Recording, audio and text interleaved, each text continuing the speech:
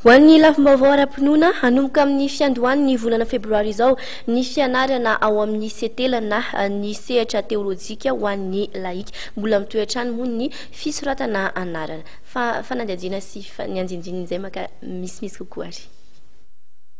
Ny setela na ny sekoly teolojika ho an'ny laika dia iray amin'ireo sehatra naoriny FJKM amolavolana sy anabeazana ara-pinoana ny vahoaka kristianina.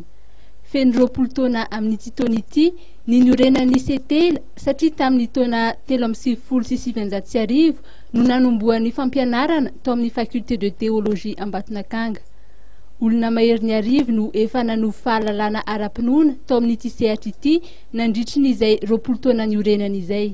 Sehatra teolojika ho an'ny laika dia ivitoerana izay miankina amin'ny toeram-panomanana mpitandrina noforon'ny FJKM amin'ny fiangonana réformé azy satria ny foto-kevitra ny réformé dia ny hoe teolojika omena an'ny laika.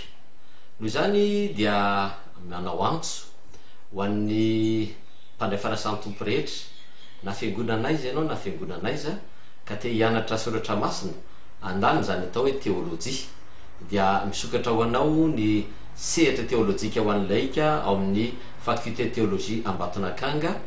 Efa voalaza tany aloha fa ny 4 janoary no ifampiantsoana ho fanompam-bavahana fanokafana saingy noho ny fandaminana noho ny lafiny tsy miankina amin'ny setela sy ny faculté théologie Ambatonakanga dia ahembotra amin'ny fotoana manaraka izay tenenina ihany izany fanompam-bavahana fanokafana izany.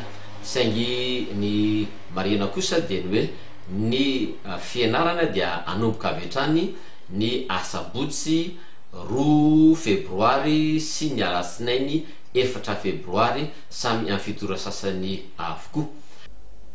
Mbola mitohy ny fisoratana anarana ho an'izay maniry hianatra ao amin'ny setela fa ny fanompom-pivavahana fanokafana izay saika atao amin'ny sabotsy izao kosa no ahembotra amin'ny fotoana manaraka noho ny antony tsy azo anoarana.